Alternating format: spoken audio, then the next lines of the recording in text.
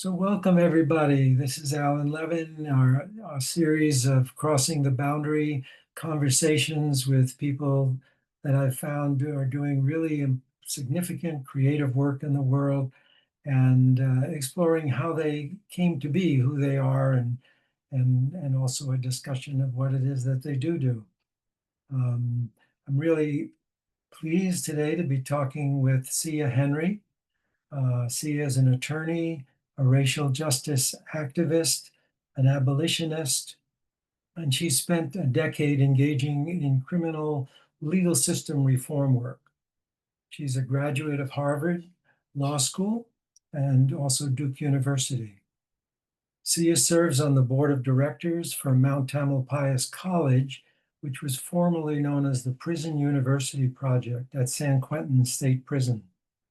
It's the country's first tuition-free and independently accredited college situated inside a prison. She's also the founder of the Hood Exchange, introducing formerly incarcerated Black individuals to international travel throughout the African diaspora. Interestingly, Sia also works with MAPS, the Multi-disciplinary Association for Psychedelic Studies, with the goal of ensuring that Black, indigenous, and other communities of color have meaningful access to transformative healing opportunities. I'll just also note that I became aware of Sia by seeing her in an interview she did with my good friend Carla Detchen, who I also interviewed, that you could check back on my playlist. I interviewed Carla a while back, and Carla has a podcast called Psychedelic Divas, where she focuses on women who are taking leadership roles in the work going forward with psychedelics. Um, so let's start, Sia, if I may ask you, if you could talk a little bit about your early years. What was your family like, your community, maybe the influence of grandparents, ancestors in shaping how you've become who you are? Yeah, thank you so much, Ellen, and thank you for having me in this conversation. I really appreciate it. And I especially appreciate that you are starting with this question. I feel like so often we, especially in countries and communities like the US, where we focus so much on people's resumes and what they've done, and less so on, where people come from and who they come from. Um, so and even having not really been asked this question very often, it's not really something I think about very often. But my dad is originally from Wilmington, North Carolina, but he grew up and still lives in Brooklyn, New York. Still lives in the house that my sister and I were literally born in his master bedroom.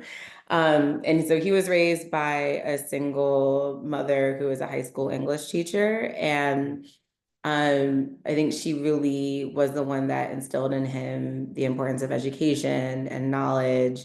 But also because she was a single mother, he also spent a lot of time alone. And so he had a lot of um, time to learn how to be self-sufficient, and also instilled that in my sister and I.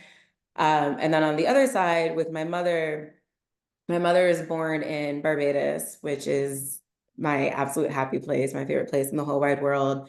Her great grandmother was born in the Panama Canal, and then their family ended up in Barbados. And then if there's anything you know about the Caribbean, most people who leave the Caribbean either end up in London or Brooklyn for some reason. So when my mom was 7, they moved to London, and then when she was 16, they moved to Brooklyn, and so she kind of checked both of those boxes off. And I think compared to my mother, to my father, she had a much harder traumatic childhood, which I think has showed up in a lot of different ways, both in her and then also in me. But she went on to have a very long, decades-long career in midwifery, and basically bringing are kind of shepherding or stewarding a lot of people's kind of entry into the world. And actually, a couple of years ago, ended up being the first elected Black president of the American College of Nurse Midwives. And she's always been really interested in the connection between psychology and women's kind of the impact that stress and history and genealogy and epigenetics and all of that has on newborns, connections between mothers and their unborn children. So yeah, so she has a whole other interesting story. But I and my sister, like I said, we're both born in Brooklyn, New York. And my parents got divorced when I was about 7 or so, and then we moved to Maryland with our mother. And one thing I can definitely have always been grateful for my parents for is how well they've co-parented. I've, I know people who, parents can't be in the same room as each other, but my parents have always really been committed um, to always being there for my sister and I, and also really making sure that we had access to, a very large idea of what life could be, a really large, world outlet. So we did a lot of activities and were exposed to a lot of things, but from traveling and museums and just different ways of thinking. And I think that has really shown up in the way that I've approached not just life, but also my career and the way I kind of have moved through life, like constantly questioning things and constantly questioning whether there's potentially a different way, if not a better way of doing things, of being in community, of approaching problems, et cetera. Mm, Thank you. Was there a strong religious or spiritual connection in your family? That's a great question. Not really. We definitely weren't religious. I don't think I've ever been to church. Um, My mother has definitely had a strong connection with spirituality throughout our lives. Mhm. And and I've kind of avoided, I think, delving into that world for various reasons. But yeah, so I guess the short answer is no, essentially. Mhm. I see. Some of perhaps the spiritual lineages from the Caribbean or That's a good Or question. I never Christian. thought about that. So my mother was raised Christian, but she, I think over time kind of drifted away from that and kind of has like adopted her own sense of spirituality, her own connection with higher powers, um, Mm, etc. I think I'm a very like type A, very concrete person where if I can't like see something, touch it, smell it, hear it, then it doesn't really make a ton of sense to me. But I also understand that you don't know what you don't know, and so there's always kind of been this big question mark, and not being able to have a clear answer has always like I like to have clear answers at the end of the day, so I've always kind of like shied away from things that mm, don't give me clear answers. okay. So at some point, as you got older, you got a law degree.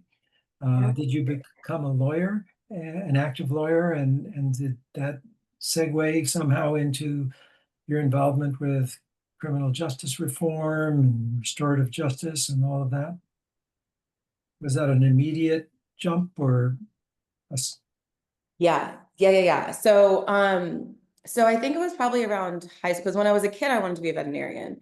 And then I realized that would take a lot of science, and I didn't like the idea of having to put animals down at any point. That wasn't going to work for me.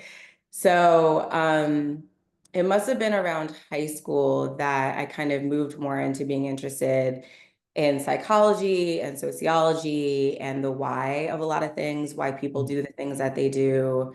mm, um, I remember in high school writing a paper about serial killers and looking at, why do some people, that tiny percent of people in our society, why do some people become serial killers? What's that about? Why do people do what they do? Why do people cause the harm that they cause? And that also, I think, always had kind of a racial justice underpinning or background, and also wanting to kind of have a better, especially, in college, wanting to have a better sense of why different communities look the way they look, why, different health outcomes or mental health outcomes or just kind of economic and structural outcomes look different for different communities.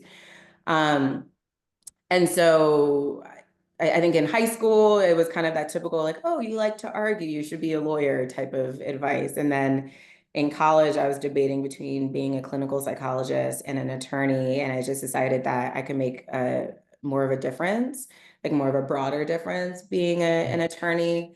So I went straight through from undergrad to law school, which most people take time off in between undergrad and law school just to kind of grow up a little bit and figure out at least a couple things in life. But I just went straight through because I just kind of wanted to get it over with. And so I was 22 in law school, but I'm thankful that I at least had, by the time I made it, I got to law school, I had this very clear lens that I wanted to do something around racial justice work. I wanted to do something that was going to benefit the Black community. And I started off really with wanting to do drug policy reform work. And I had this kind of very 22-year-old in law school vision of, ending the war on drugs and getting all the Black people out of prison. And then kind of very quickly in law school realized that the law isn't necessarily the way to bring about really meaningful change. There's kind of like this difference between and I learned this in law school.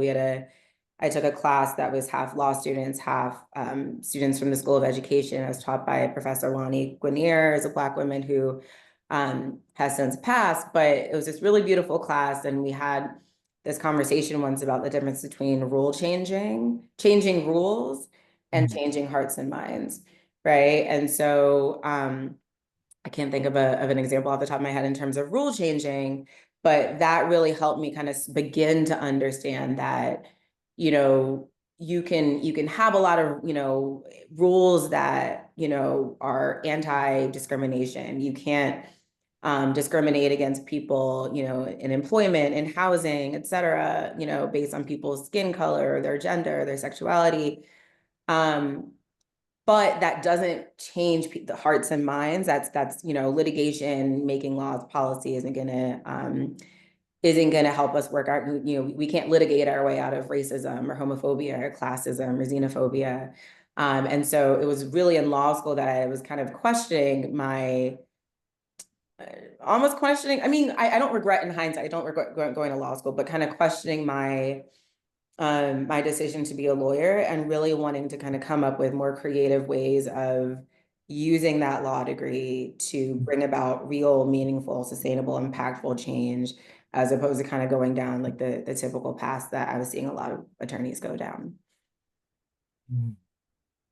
Right. And so I understand you worked with what's called the Restorative Justice Project, and there they work with pre-charge before people get charged Yes. with something and have to go to court.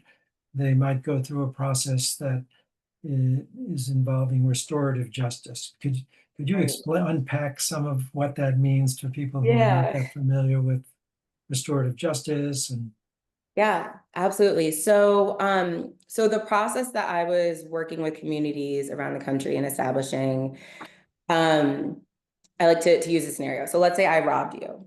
Unfortunately, I would be arrested.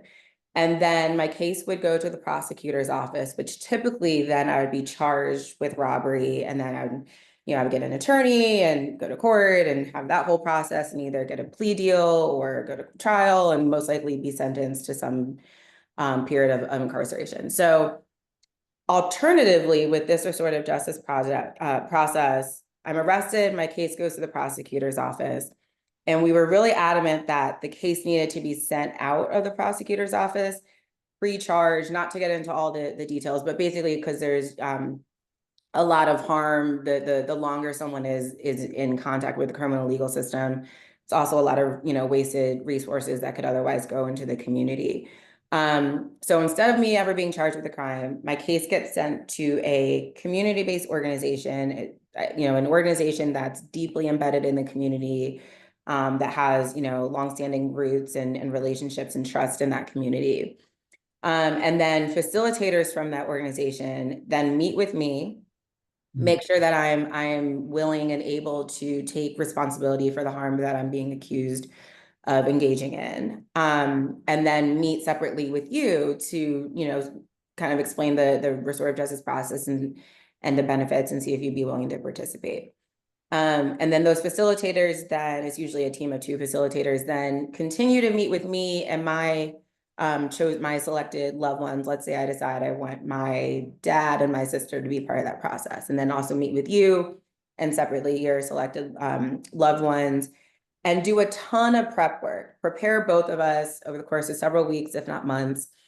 And then at the end of that process, we come together for a conference. It's called different things in different countries, but come together for a conference to talk about the harm, give me a chance to apologize and explain why I did what I did, and then also give you a chance to explain how my actions impacted you, how they harmed you, and also give our respected loved ones the opportunity to speak. And then at the end of that conference, everyone in the room, which is again just the team of facilitators, me, you, and then the loved ones that we've chosen to be in that room. There isn't a prosecutor, there isn't an attorney, there isn't a judge. At the end of that conference, everyone collectively comes up with a plan to support me in making things right to you, my community, my family, and also myself. And then as long as I complete that plan, usually within about 6 months, as long as I complete that plan, then no charges are ever filed. There's no additional consequences. Um, and so this is a process that the city in the U.S. that has been holding a process like this for the longest is in Alameda County. Their organization, their community-based organization called Community Works, has been running a restorative justice diversion program since I want to say about 2009 or so. But the model is based off of a model that comes from New Zealand, where they call it family group conferencing. And it's based off of the Maori indigenous traditional way of responding to harm. But really, if you look at indigenous practices and traditional African practices from around the country of how people respond to harm, and even just common sense in our personal lives, you harm a friend, you harm a loved one, you harm a neighbor or stranger, what have we typically been raised to do? You apologize and you make things right. So it's really a process that kind of brings us back to that human way of responding to harm that doesn't at all feed into this massive system of punishment that we've poured billions of dollars and humans into. Mm. Wow. Well, and it's actually happening in Alameda County in California, in the Bay Area. It's happening in Alameda County. It's happening in Philadelphia. It was happening for a second in Miami. New Orleans has been looking at adopting this process. DC, Washington, DC, actually the Attorney General's office is the one that runs that program in DC, Arlington, Virginia. So this is a process that's cropping up kind of slowly but surely around the US. It's also in New Zealand. It's now New Zealand's default approach to responding to youth harm, and they're also starting to use it for the adult system. It's also happening in other countries. Again, it's kind of just being couched under different names. So it's not always going to be referred to as restorative justice. But what we found is that this is a process that is actually most, because the kind of knee-jerk reaction, especially from people in the system, from prosecutors, probation officers, police, is like, oh yeah, that sounds great, for vandalism and things like that. But it's actually a process that studies have found is the most effective when you use it with more serious types of harm, anywhere from robbery, assault, all the way up through murder. My mentor in the restorative justice world had facilitated a teen dating murder case in Florida that actually was featured in the New York Times, I think around the 2010, 2012, and really, really powerful, impactful a case that she facilitated where a young woman's life was taken. And it's a process that has about, I can't remember the exact numbers, but around a 10 to 12 to 13% recidivism rate compared to, various jails, prison systems around our countries that have a 75 plus percent recidivism rate, meaning once you've served your time, you have a 75+% chance of going out and engaging in more harm, committing another crime in the future, versus going through restorative justice, where it's about a 10 to 13% recidivism rate. Also about a 98% survivor satisfaction rate. We don't like to use the word victim. So saying that, about, 98% of the survivors that go through this process would go through one again or recommend it for a loved one. And we suspect that that's because this is a process that actually centers the needs of the person harmed, versus when you look at our criminal legal system, you have a criminal case, going back to the hypothetical me robbing of you. The criminal case would be, US v. Henry.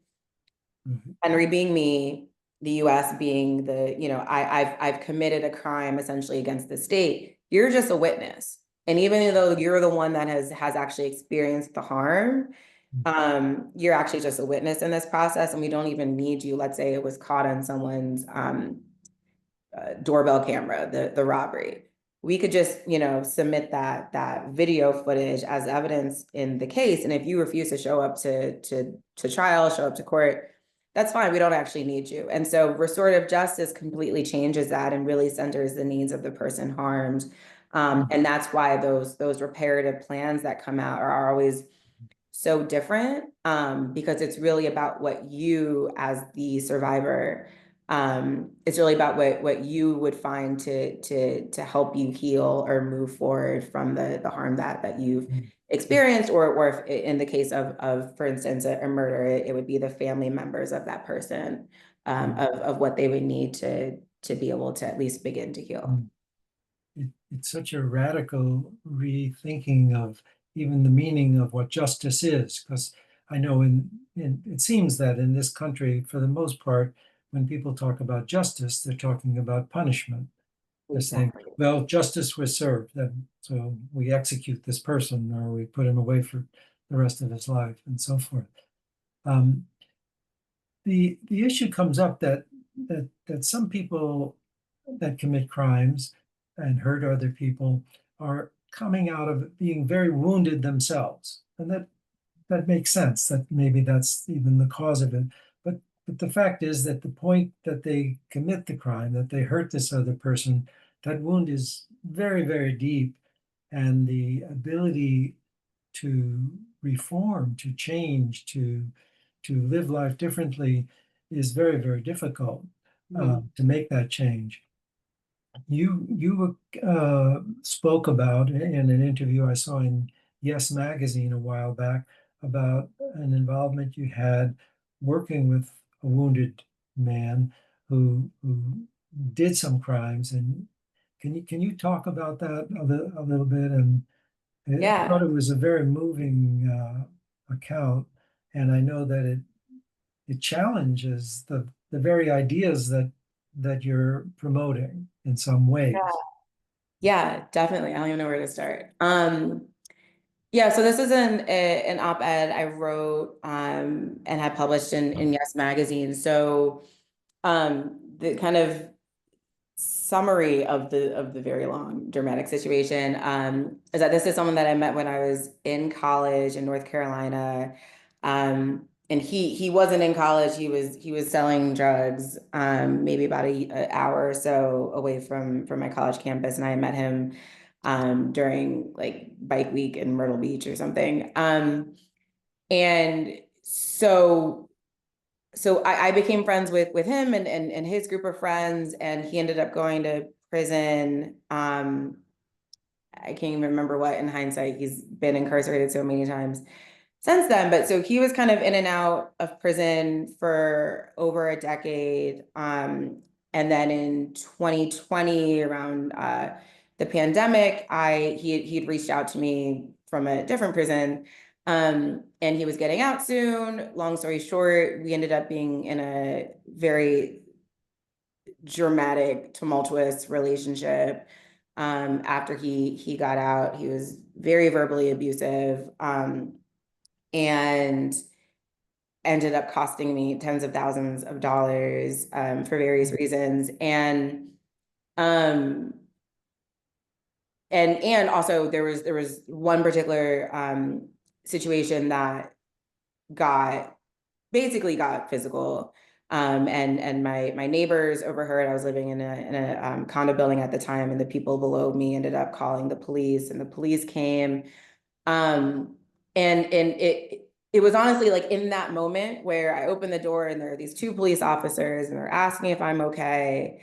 It was in that moment where, I had never been in a situation like that. I had never myself called the police, other than one time I called the non-emergency line because I was walking my dog and there was a deer on the street who was having trouble standing up, and it was late and the animal control people were closed, and so I didn't know what else to do, so I called the police, hoping that they would help the deer. But anyway, so I had never called the police before. I had never really had to interact with the police.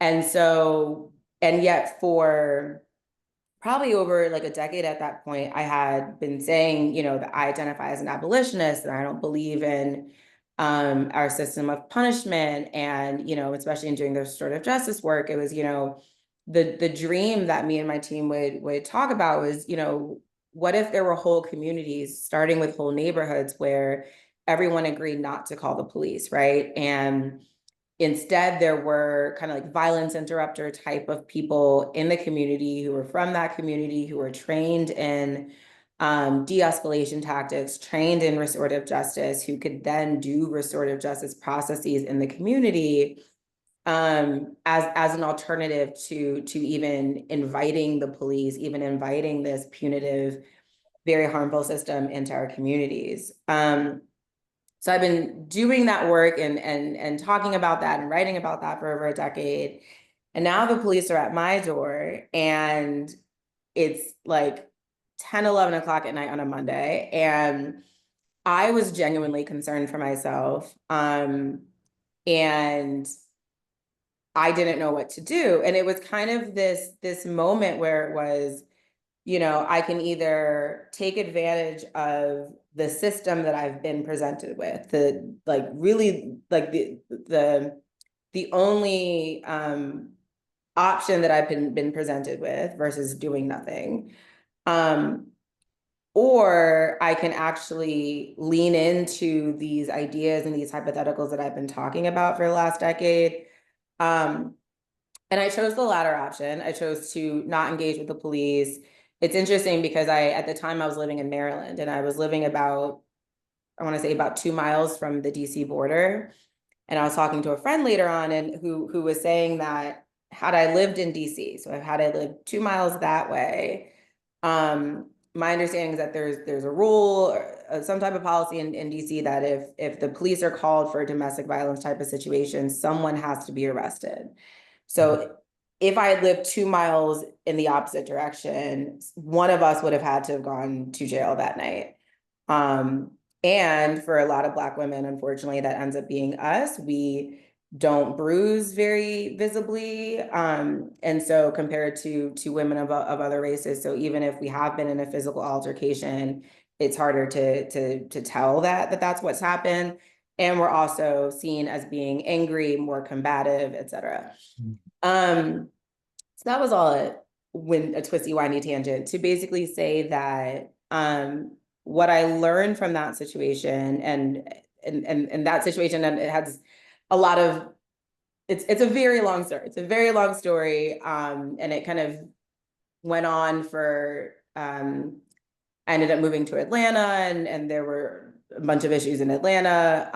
And it is thankfully since over now and has resolved itself to an extent. But what I learned from that situation is that, as you said, there are, and not just from that situation, but from all the work that I've done, is that so many of us are acting out of our own unresolved trauma. We've all experienced trauma in one way or another. We've all been harmed in one way or another. And so many of us are acting out of that trauma because we haven't been given access to the resources or the tools to address that trauma. And that doesn't excuse the harmful behavior, but it gives us a why, kind of going back to being in high school and college and being really curious about why people engage in the harmful behavior that they engage in. It gives us that why. And then things reach a point where we have a decision to make. So, and stop me if I'm kind of all over the place, but I always like to say, if there was a kid, if I said that there's a kid across the street right now, a 9, 10-year-old kid, he's being abused, physically, sexually, emotionally, whatever, abused. I think that we can all agree that that kid needs support, needs help, needs services. But so many of those kids don't get that help and support and services. And then what happens is they grow up and they turn 18, and now all of a sudden they've crossed over this magical, mythical line. And now all of a sudden they're considered to be adults, even though their frontal lobes aren't even fully formed until like 25 or 26 or something. So now they're considered to be an adult. And the assumption, at least legally, is that they are fully and solely responsible for their behaviors. And again, while everyone has agency and has choice in their behavior, we often don't recognize or don't acknowledge all the other societal and familial and structural things that went into place to kind of to create the person that we're looking at right now. And so we end up having a choice where we can either continue to engage in the cycle of throwing people away, of relocating harm to prisons and jails where people are being further harmed and further traumatized, and then kind of act like we don't know why, our recidivism rates are 70, 80+%, why people continue to engage in harm. Or instead of being part of the problem, we can be part of the solution, which looks like ideally catching those issues earlier, being able that kid across the street, being sure that kid across the street gets the resources and the support that they need, ideally in a way that allows them to stay in their community with their family. Maybe their entire family needs resources and support and mental health services.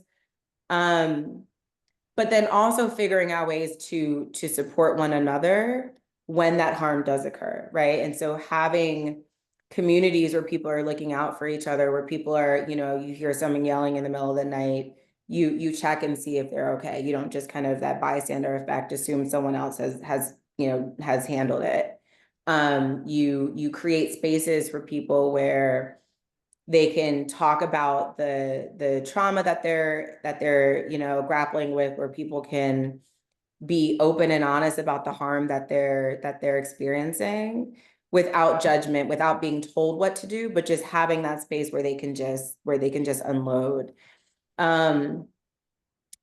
So yes, it's a very rambly way of saying I think that to me, it was kind of, it was a very painful situation, but also a very eye-opening one where I was actually being challenged to kind of actually like walk my talk and actually, again, there's the hypothetical of it all, and then but what do you do when it actually is happening in your home, when it's actually on your doorstep?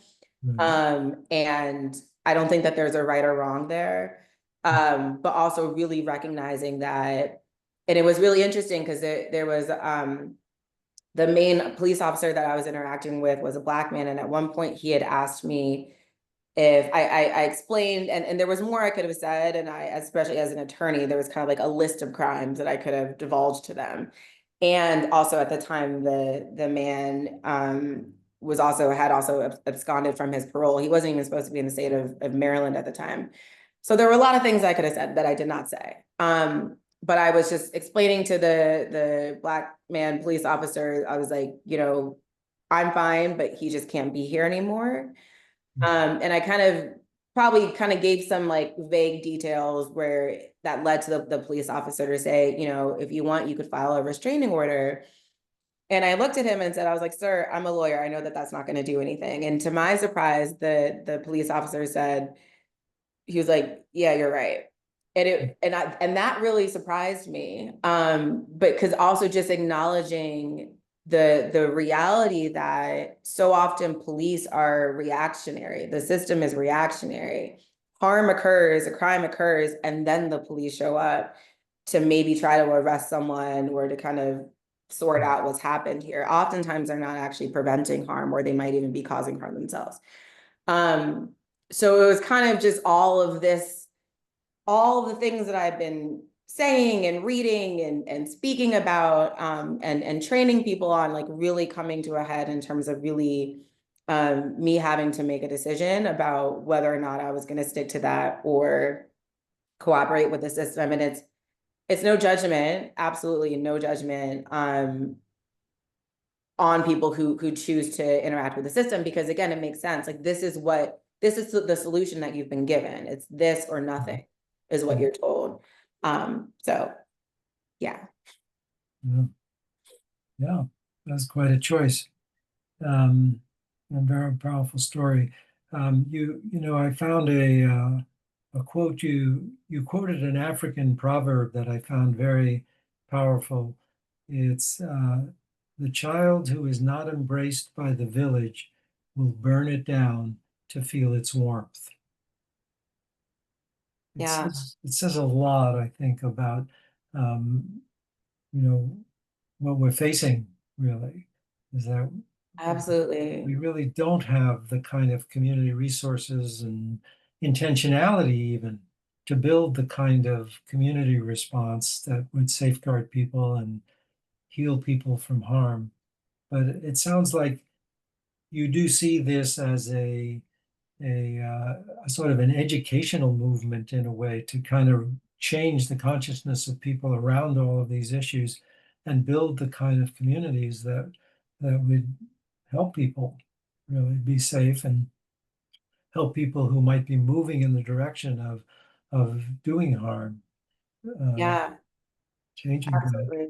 Um, And it seems like the word abolitionist sounds so strong to some people, like okay, so no police now, no prisons or jails now, and I'm guessing that you are more about transitioning uh, when you speak of abolition. Is that yeah, yeah, I love, and it's so funny because that is often what people hear. It's kind of similar to when I explain restorative justice to people, and at first they're like, "Oh, so no consequences." Mhm. But the reality of it is, so many people who've been through a restorative justice process have said, it's a lot easier to stand in a courtroom in front of, a juror, like a pool of jurors that you've never met before, to stand in front of a judge you don't know, than it is, and to be able to just have an attorney speak for you and not even have to say anything, than it is to have to sit across from someone and look them in the eye and really, admit and acknowledge the harm that you've caused.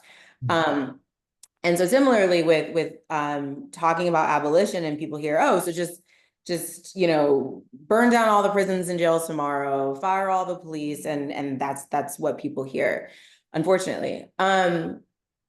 I was talking to someone once, and they said, America is the most individualistic country that there is. And what to me that means is that we live in this country where we're kind of taught that your success is solely your own and your failures are solely your own. Mhm. And when you have success, you buy a house, you build a fence, you hire security, you get a security system, and you do all these things to protect yourself from forever from all those other people. Mhm. But the reality of it is that if your community members down the street, across town, in like the bad part of town, if they're not doing well, that will make its way to your doorstep, whether it's like literally your doorstep or to the doorsteps of other people who you care about. Mhm. And that all impacts everyone. It's like the kind of South African concept of Ubuntu, which means like I am because you are. This idea that we can't separate ourselves from each other. And so as much as we try to, especially in this country, it's simply not realistic and it's not possible. And so to me, abolition, what that really means is it's not even really, I mean, I when I say that I'm an abolitionist and people say, what does that mean? I don't usually have that much time, right? And so my kind of one sentence elevator pitch is, oh, I don't believe in, the need for prisons and police and our whole system of punishment. So, and I think that is often what people hear, but what I really believe in is a community, a society where from the beginning, everyone has access to the things and the resources that they need to thrive and to be okay. And then for the harm that does occur, which will always occur, because that's just part of being a human and part of being part of a community, being in a society, when harm does occur, we have resources, we have services, we have responses like restorative justice, like mental health support, et cetera, to address the underlying reasons why that harm has occurred. And very often do you actually need to, have someone under surveillance or even like remove someone from their home, from their community in some way, shape, or form. Um, and and again, like there's talking about things in the theoretical, and then there's like right now, today, real life. But the reality of it is that there's so much money in this country. There's so many resources in this country that we could literally, I'm not an economist, so don't quote me on this, but my sense is that we could literally wake up tomorrow and collectively decide that we are actually going to care about and value every single person in this country.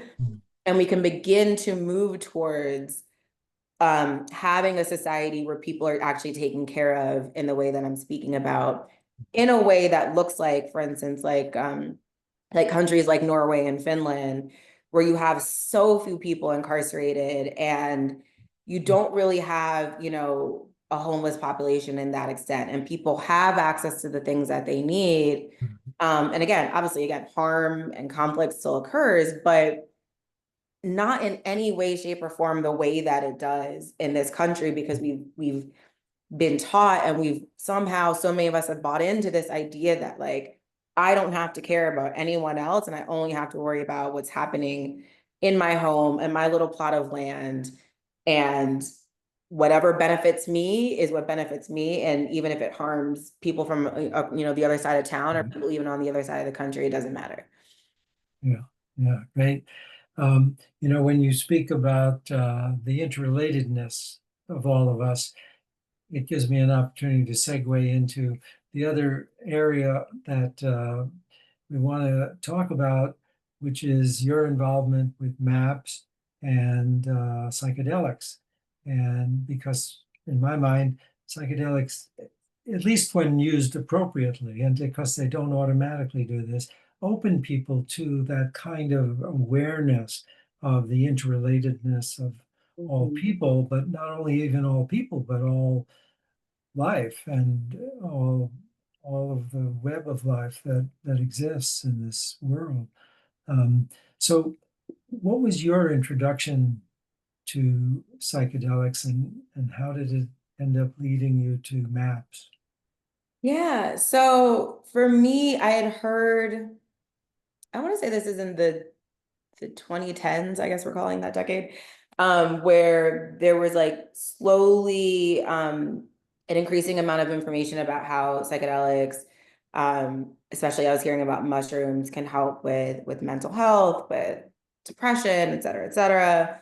And as someone who had at the time never considered trying therapy, I was like, well, maybe this will help. And so, but what happened was I knew plenty of people who sold drugs, but they were all Black, and none of them knew where to get mushrooms. The reaction was always kind of like, oh, that's for white people. Like, just take this weed. Um, and so I finally found mushrooms, which is a whole other story. Finally, found mushrooms and tried them. I did about 2.5 grams. Just by yourself? Sorry? You did it just by yourself? Just by myself, yeah. Because actually what had happened was I had tried them maybe 1 or 2 times before, but it was like never the right amount, like nothing really happened, or I was kind of in a group setting. So I got 2.5 grams and just tried them by myself at home. It was December 2020. I was just at home with my dog. And I had such a beautiful experience. And I still have the voice memo that I left on my phone, because I couldn't figure out how to type or take notes at the time. So I just somehow navigate to the voice message part. Mhm. And I left myself the 16-minute voice message, and I still have it. And I kept saying, I want this for everyone. Um, and I also kept saying things along the lines of like, it's okay. Like being someone who has anxiety, who has, struggled with depression, who is constantly worrying about everything and anything, to finally like even just for a couple hours have an experience where I could just let all of that go and just realize like it's okay, and to there was a lightness and a freedom and a weightlessness I had never felt before in my life. Um, and I started thinking about all the different people that I wanted that for. And so afterwards I was, just kind of gifting mushrooms, to my neighbor who had lost her brother and husband in the same year, and to friends who've dealt with various mental health issues, or I'd sent them to my mom at one point. That didn't go as well. But um, so I was kind of just doing this organically. It was just like, and so I had never heard of psychedelic assisted therapy. I'd never heard of MAPS. I'd never heard of any of this. And And so, excuse me, but all of the people that you gave mushrooms to similarly did like you, just took it on their own. yeah, yeah. My neighbor who had lost her brother and husband in the same year, I sat with her while she took them. Uh-huh. Um, and she ended I up, I just want to put in a word of safety for people yes, that yes. it's we highly recommend, even though you had this wonderful life-changing experience, and that does happen, people shouldn't, for the first time, especially, be taking, maybe even at all, be taking psychedelics just alone, because they can sometimes bring up very difficult things to process, and it's good to have a person there sitting who is comforting, and if not even an experienced guide, right? Exactly. Yeah, Thank you. Thank you for saying that, Alan. yeah. I'm a very throw caution to the wind person, which isn't always, as you can hear from my story, it hasn't always ended up well. But yes. And also even doing your own research about, your own medical history, your own mental health history in your family, to see if it might even be safe for you. Um, Mm, or maybe, interactions with certain medication that you're taking, maybe consulting with the doctor, all of that. yeah. Um, and what was I saying? So yeah, so the friend that I sat with, she ended up talking about, just the experience of losing her husband and losing her brother again within like a 12-month time period. And at one point she was like, I haven't really talked about this with anyone. Um, and the reality for me there being, that especially for so many in the Black community, so many of us do not go to therapy for one reason or another, whether it's because we can't afford it, we don't have insurance, or we just don't think that it's for us. And so having it felt really nice to at least have access this thing that happened to be just this organic thing, that I had a really beautiful experience with, that I was then able to share with other people who I also knew were struggling in various ways. Um, and then and again, not knowing anything about there being, even knowing about really there being different safety concerns, or, knowing that there were like trained facilitators or trained people to say, I didn't know about any of that. Mm, And then in 2022, I believe, um, mhm. I was looking for a change professionally. I had done some prison and jail conditions of confinement stuff for a number of years, went back to doing restorative justice work, which will always be where my a big piece of my heart is. But I was looking for a change, and I came across this organization with this really long, complicated name. But it had psychedelics in the name, and I was like, Multi-disciplinary Association for Psychedelic Studies, like, okay. And they were looking for someone potentially with a legal background to work in their policy and advocacy department.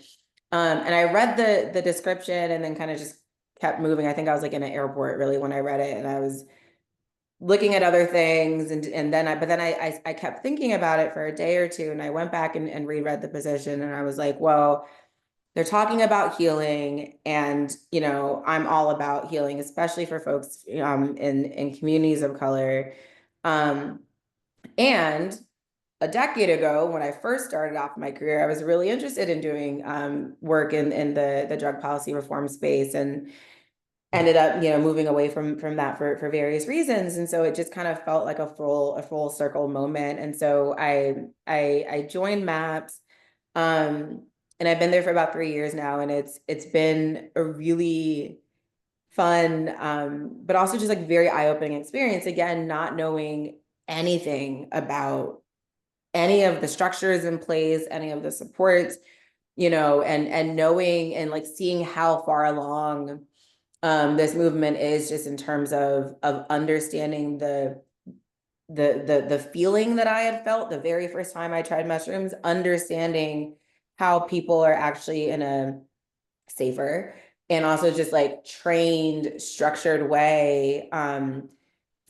like facilitating other people and having those experiences. And so it's been a really eye-opening experience, and it is unfortunately still a very white field. And so one of the things that I've kind of seen as my role in this space is pairing all of this experience I have, both as just like a Black woman in the world, but all this experience I have working very closely with and supporting um, Black people, other communities of color who've been directly impacted by the criminal legal system, um, carrying all of those countless stories of trauma and just like unthinkable, unspeakable stories that I've heard, things that I've seen, of other people's experiences, and then being able to pair that with this world that I knew nothing about, that so many of my community and friends and the people that I've worked with and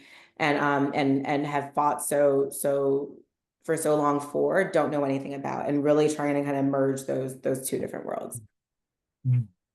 Are you finding more openness in the Black community to psychedelics, and maybe more in the more underground settings, or if you're connected at all or have some knowledge about what's going on there?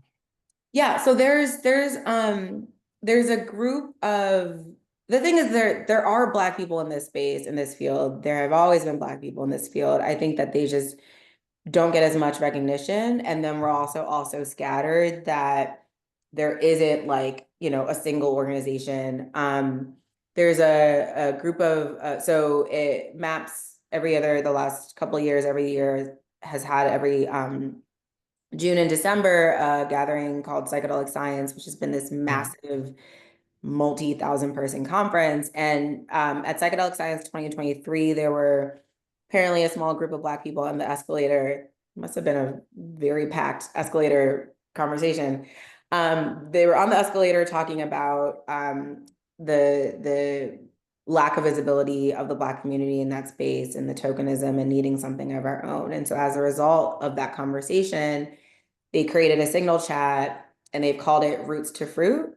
And then they had a gathering a couple months later in Atlanta, where I happen to live. So that's how I got involved in it. And that group has now grown to like an over 150 person signal chat, with every day almost people sharing resources, playlists, trainings, kind of just, words of encouragement. It's grown into this really, really, really beautiful community. So there is that on the like broader Black community side of things, of people who aren't already in like the psychedelic field. I do feel like over the years, I unlike my difficulty finding mushrooms in the 2010s, I do feel like they're a lot more accessible, especially in a city like Atlanta, which is very Black. I meet more Black folks who do mushrooms, but even then, for a lot of the people that I've met, it's still kind of more in like a social setting, or even the Black people I know who do MDMA. And then they laugh when I tell them, oh, there's MDMA assisted therapy, and the FDA was this close to potentially approving. And they laugh and they're like, what are you talking It's about? more of a recreational Exactly. This is just for club fun, scene right? kind of thing. Exactly. Yeah. Exactly. And so I think there's still a lot of work to be done in terms of introducing this concept of mm, healing through plant medicine, through psychedelics. There's this debate about, when you call it psychedelics, it sounds like it's for white people. When you call it plant medicine, it's easier for people of color to connect that to, oh, when I was sick, my grandmother would make me ginger tea, or you put mhm, lavender essential oils on your bug bites. It makes right, it easier to kind of connect with that and in like our specific ancestry. So I think both making that connection of being able to use these substances for healing purposes. Um, but I also think that especially in the most heavily criminalized communities of color, especially Black communities, there's also a need to even support people in understanding that they may not be okay.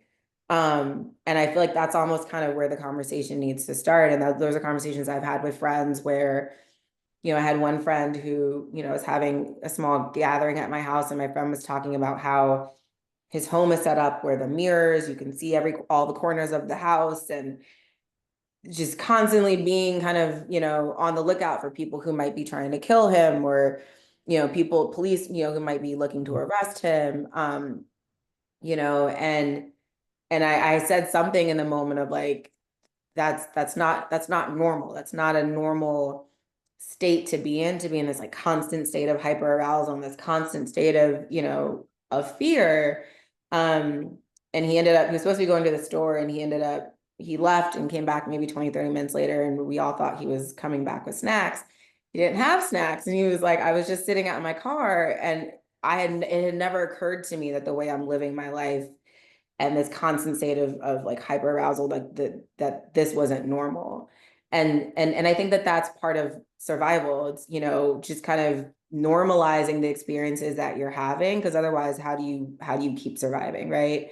So I feel like almost the conversation almost needs to start with, hey, community, maybe we're not okay, and maybe the way that we're living is still like remnants of, so clearly remnants of slavery, of racism, of all of this trauma yeah, that, collective trauma.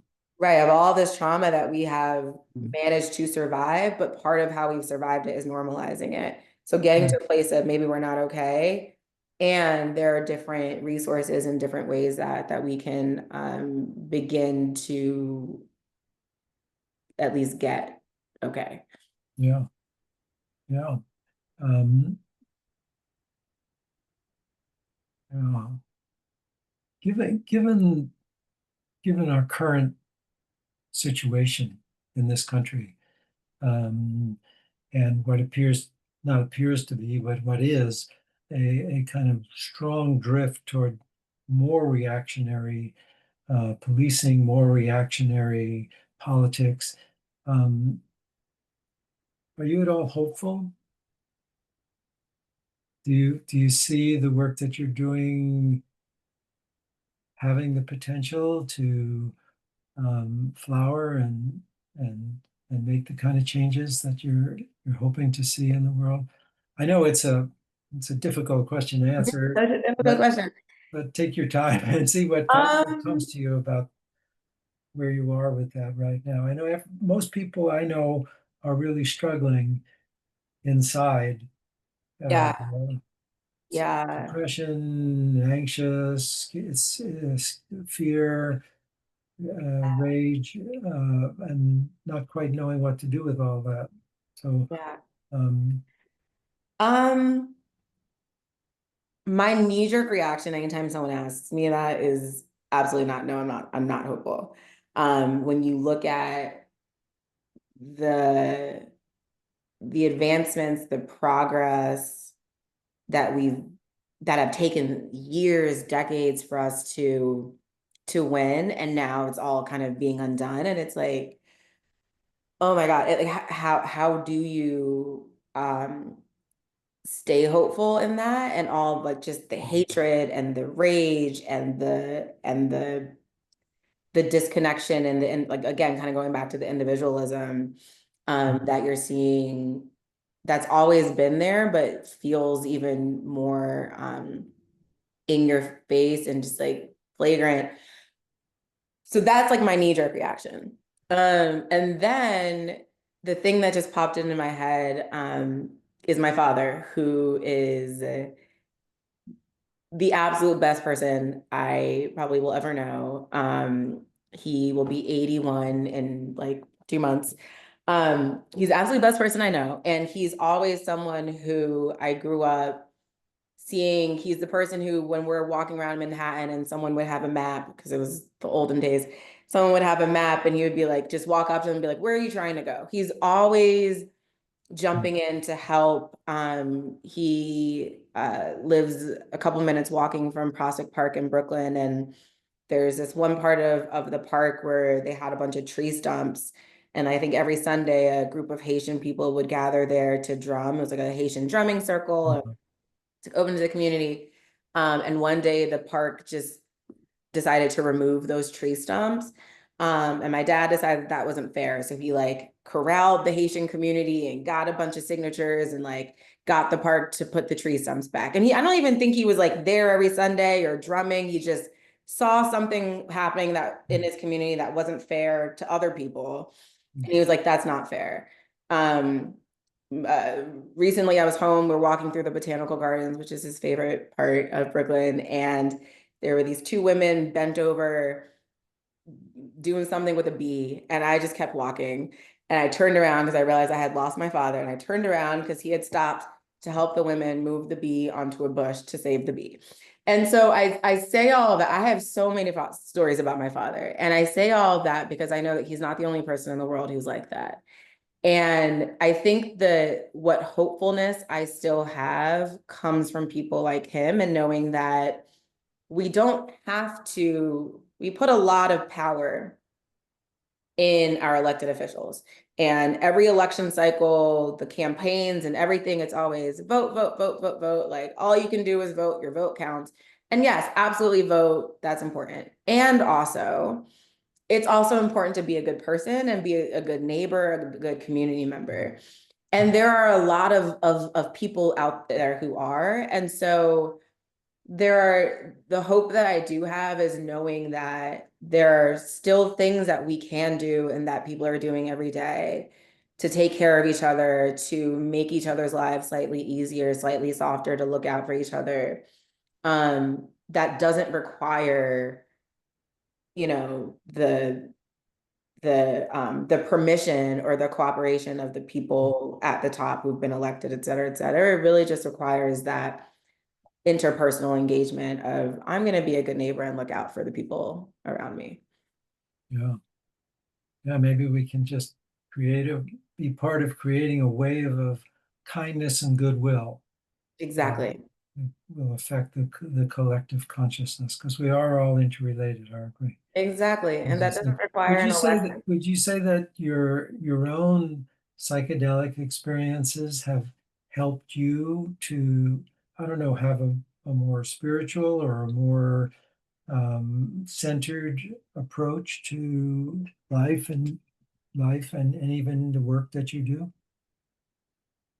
I think it's interesting because I think even with psychedelics, I continue to fight the spirituality of it, which is funny and something I should look into. But I will say that I think that my own psychedelic use has, especially in those moments where I don't feel hopeful, um, where I kind of feel like, well, what's the point, right? Like, what's the point of doing all this work, trying to support people? And it kind of helps me kind of reset and recenter.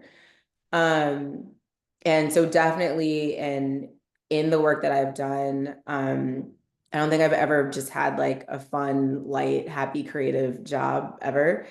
And so, and things get really heavy, and you know, when you see all these things being rolled back and all these, you know, even relatively minor wins just being taken away, it is really hard to stay hopeful. And so I think psychedelics have really helped me kind of just focus more on the, you know, the people saving the bees, one bee at a time, or the Mm. people being good neighbors, really focusing on that and kind of letting go of the larger and very justified like anger and frustration with all the other things happening. Okay. Well, Sia, it's been really wonderful talking with you and learning more about what you're doing. Can you give, I'll attach it to the message I send out with the YouTube link, but is there a way that the work that you're doing can be supported by folks? I don't know, what would that Yeah. be? What would that look like? Yeah, so I completely didn't even get a chance to talk about this, but so I have a nonprofit in addition to working at MAPS. I have a nonprofit called the Hood Exchange, just Mhm. HOODEXCHANGE.org. It's called the Hood Exchange. It's been around for about 3.5 or so years now, and the whole focus is on supporting Black folks who've been incarcerated or otherwise directly impacted by the criminal legal system, supporting folks in their own mental health healing, kind of reconnecting to themselves. And so, really, what that looks like is taking folks from that community who've never been out of the country and taking them on week-long journeys and experiences to countries within the African diaspora. So we took some folks from Atlanta to Ghana last April. Mhm. So if people are in Atlanta this November, we're doing a screening of the first ever public screening of a documentary from that trip on November 6th. And you can find information, and information will be posted on the HUD Exchange website. Donations are always welcome. We're looking to now right now raise money to organize a second trip. And then also just, people just reaching out. You can always email me at sia@hudexchange.org to see if there are other ways that you can get involved. But yeah, I really appreciate you, Alan. This has been really great. Yeah, thank you. Thank you so much.